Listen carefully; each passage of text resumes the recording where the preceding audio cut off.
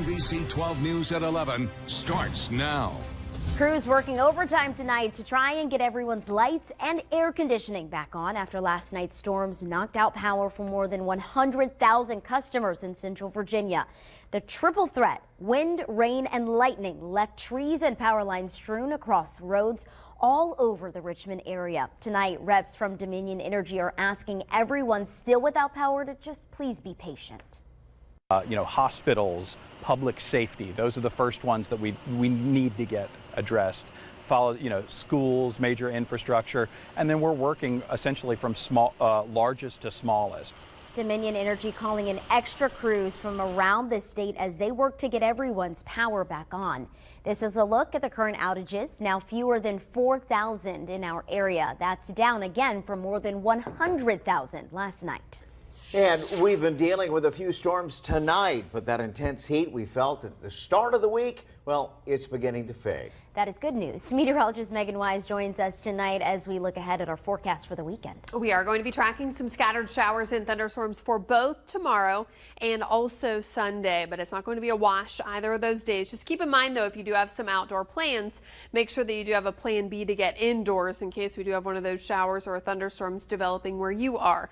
A lot of us have stayed dry tonight. If you are one of our western counties, especially our far western counties, I've been tracking a couple of severe thunderstorm warnings that really started in northern Prince Edward County through Farmville and then made their way through Buckingham County, Fluvanna County, into western Louisa County, where at one point the storm was capable of producing 70-mile-per-hour wind gusts. No severe weather right now. We're just looking at heavy rain in the western portion of Orange County. Still one lightning strike here, and just plain old heavy rain now in Madison County, and as you go up towards Greene County, and all of that activity is going to continue to move towards the north. Does have a history of some hail with that, but temperatures around here still has that muggy feel, and we keep the muggy feel all weekend long. The good news is it's just not as hot, but it'll still have, again, that sticky feel as we go throughout the entire weekend. Current temperatures mid-70s in Richmond, Chesterfield. We're still at 79 degrees in New Kent County. We'll talk more about the weekend forecast coming up here in just a bit. Kurt? All right, we'll check back. Thank you, Meg. People in Richmond broke out the chainsaws today, trying to clear up some of the damage from last night's storms. Here on Elwood Avenue, you can see multiple large trees that came down on homes and cars. The city's Department of Public Works is assessing damage, which could take quite a while because of how extensive that damage is. One woman tells us it felt like an earthquake last night. She's just glad that her neighbors made it out alive. Talking to all the neighbors today, everyone is fine. No one's been hurt, and there's not extreme damage in the houses. Mine, thankfully, wasn't hurt. Just a lot of branches. Richmond city leaders urging everyone to continue to be careful on the roads because not all of that damage has been cleaned up. Chesterfield residents also bearing the brunt of the storm's impact. Crews work today to remove these fallen trees from people's homes. The storm also knocked down power lines across the area. If you see a power line on the ground, remember you need to stay at least 30 feet away from it and always assume it's energized.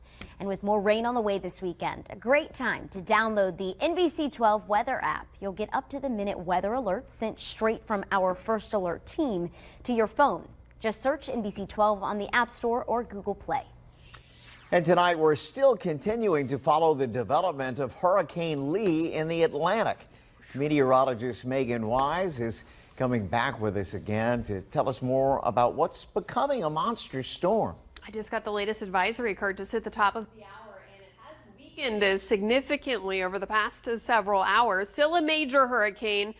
But what was once a 155-mile-per-hour storm, it's now 115 miles per hour. So it's breaking apart some. It's going to run into some wind shear, which is going to tear apart the storm a little more. Still massive, is still going to produce dangerous rip currents and dangerous surf to the northern Leeward Islands, into portions of Puerto Rico. And you can see the latest track here through the weekend actually continues to weaken as we go into tomorrow morning, staying a Category 2 storm. And then it tries to gain some strength.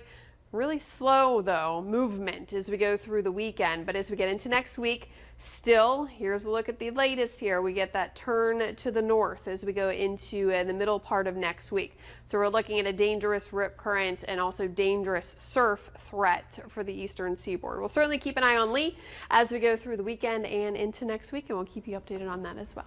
Kurt? Thanks, Meg. Virginia State University honoring 2 Trojans tragically lost to gun violence in just the last month.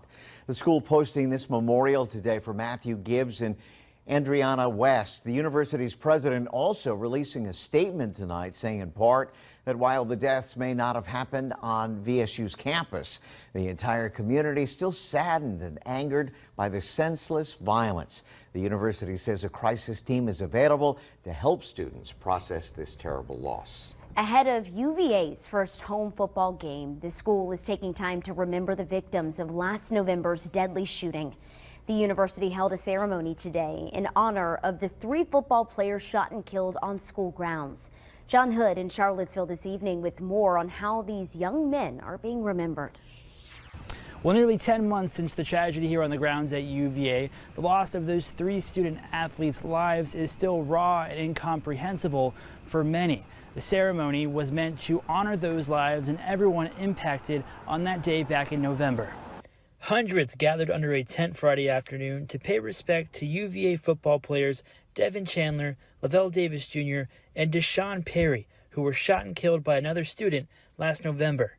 It's still hard to accept the idea that this violence could happen on our grounds, that this could happen to young and vibrant people who were full of life and promise.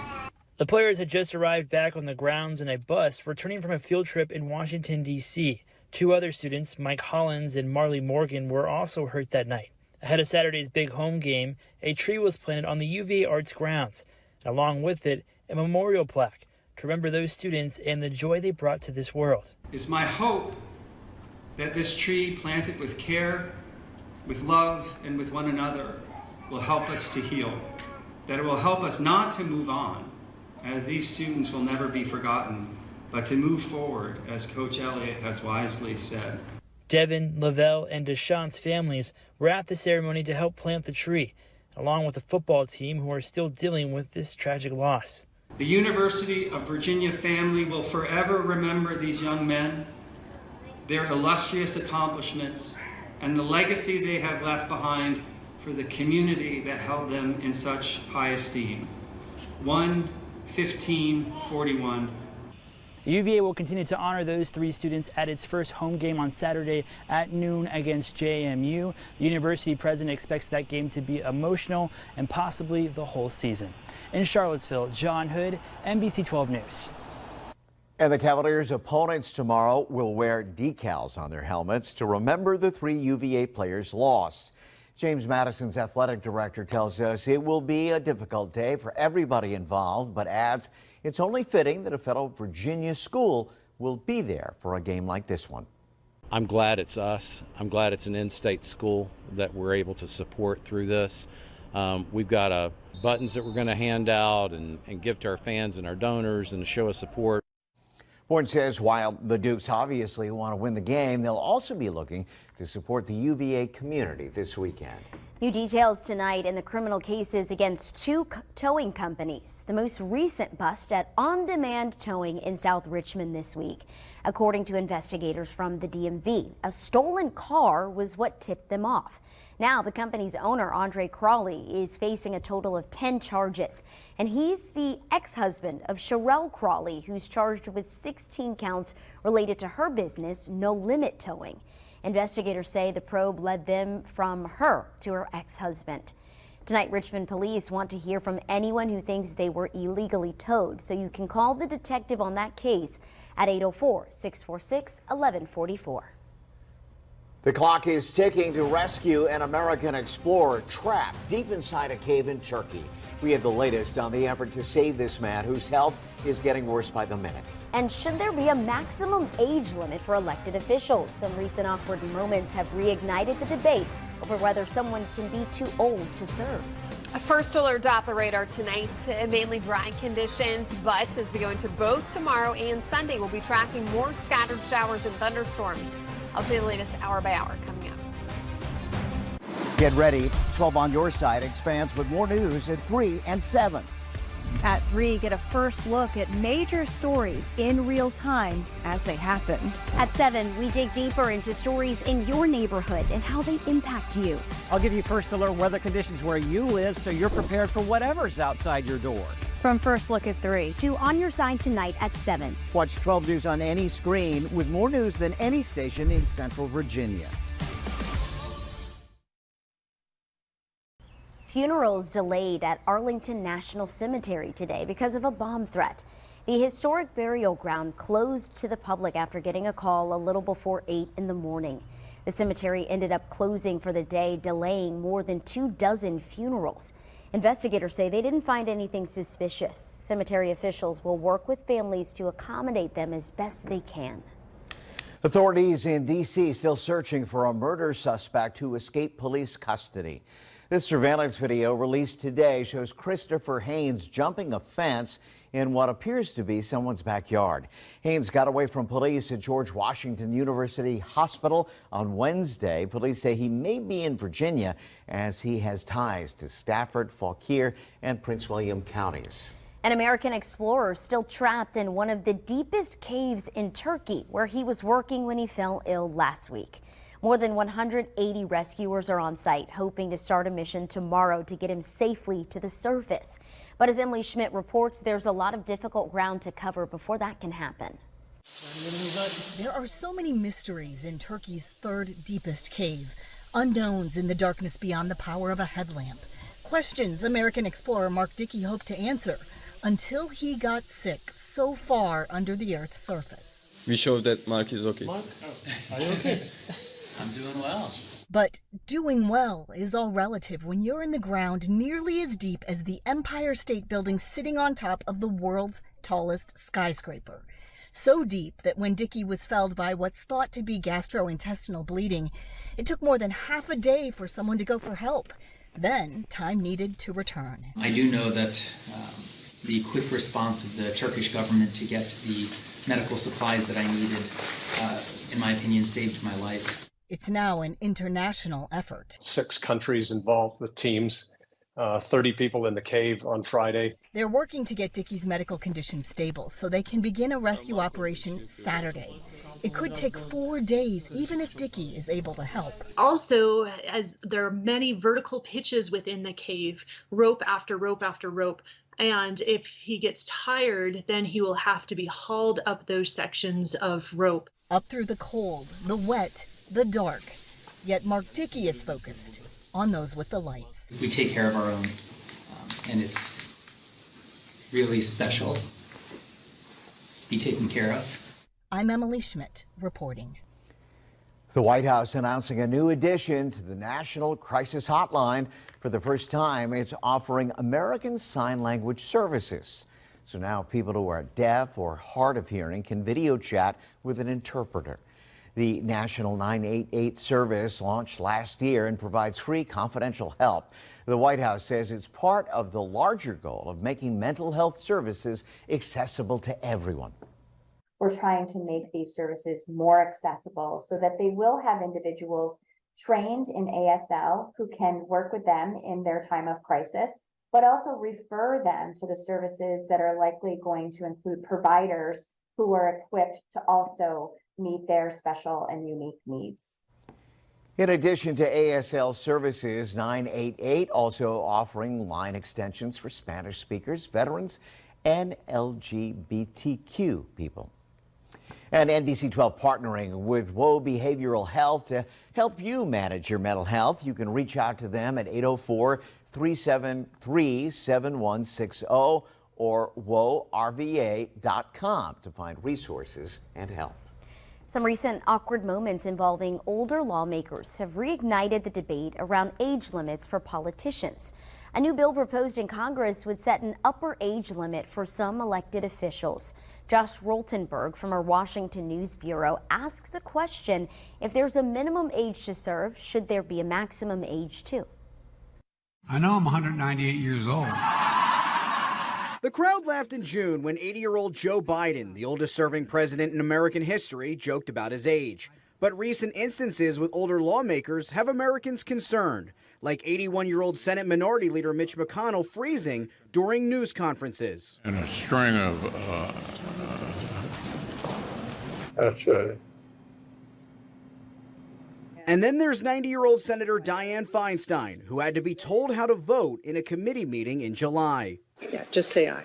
Okay, just aye. Recent polls show most Americans think the age of politicians is no joke. A CBS News poll said 3 in 4 people want a maximum age limit for elected officials. In that sample, 40% say that limit should be 70 years old.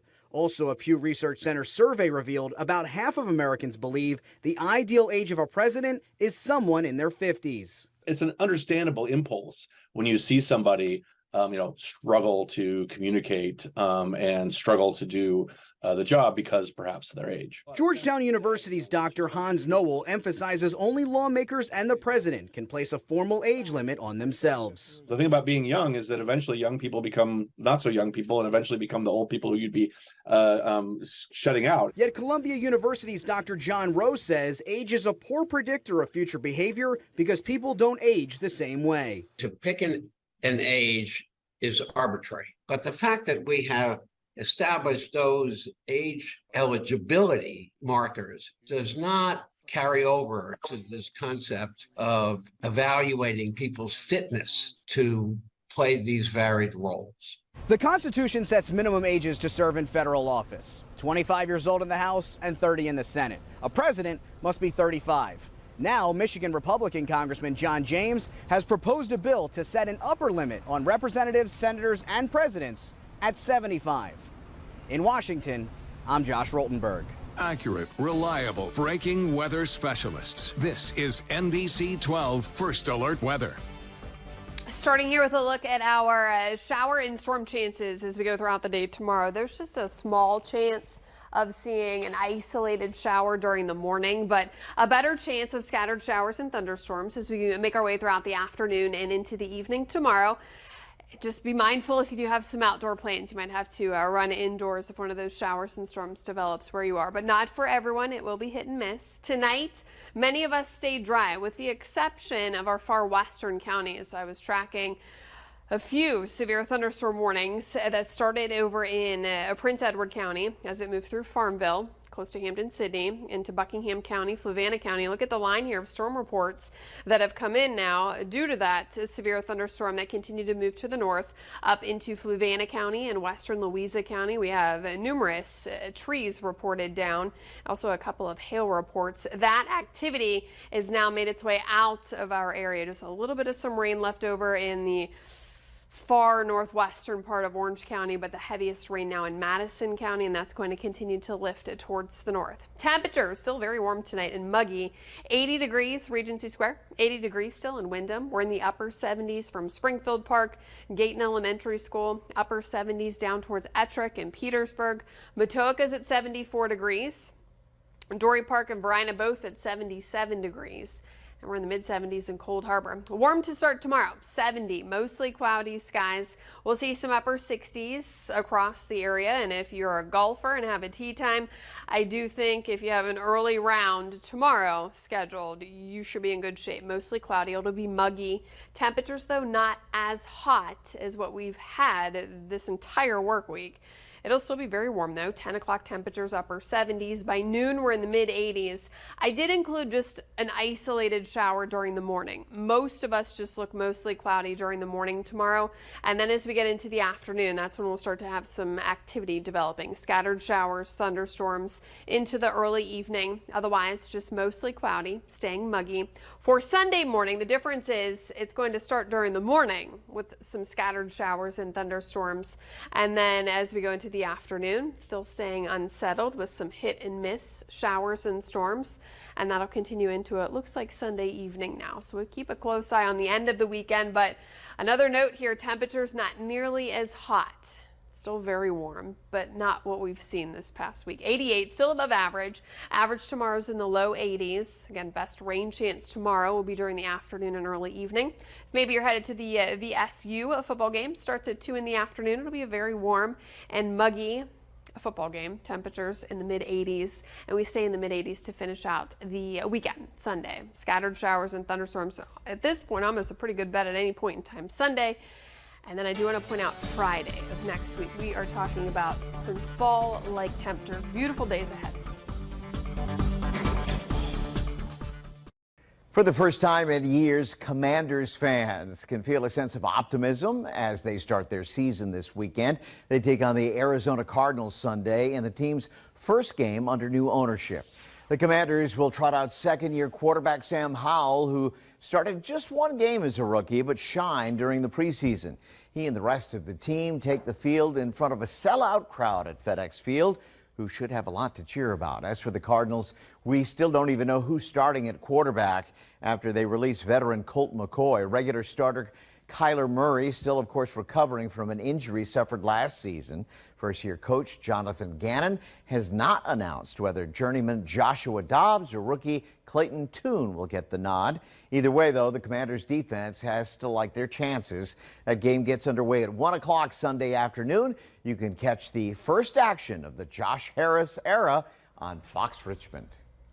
The Flying Squirrels keeping their winning streak alive tonight. They won their 6th consecutive game, beating the Akron Rubber Ducks 13-7 at the Diamond. The Squirrels now sit atop the Eastern League Southwest, still 2 games ahead of Bowie in the race for a playoff spot. They have another crucial game at the Diamond tomorrow night at 6:05, and there will be sizzling fireworks there as well. While the Squirrels haven't clinched a playoff spot just yet, they are already selling tickets to a possible playoff game at the Diamond.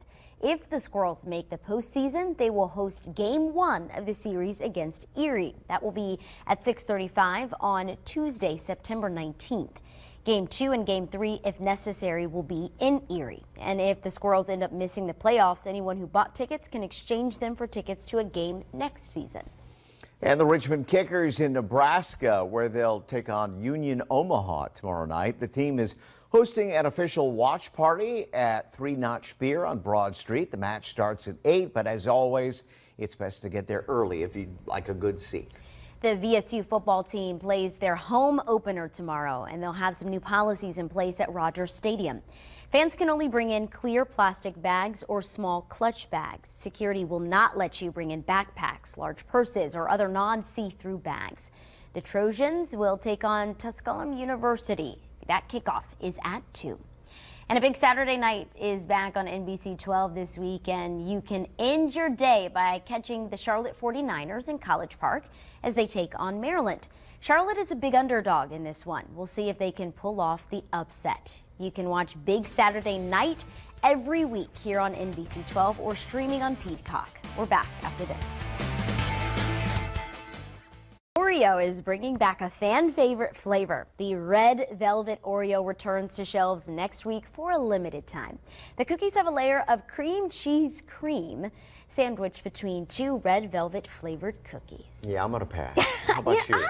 I might try it. Yeah? I love red velvet cake. Is actually my favorite. So.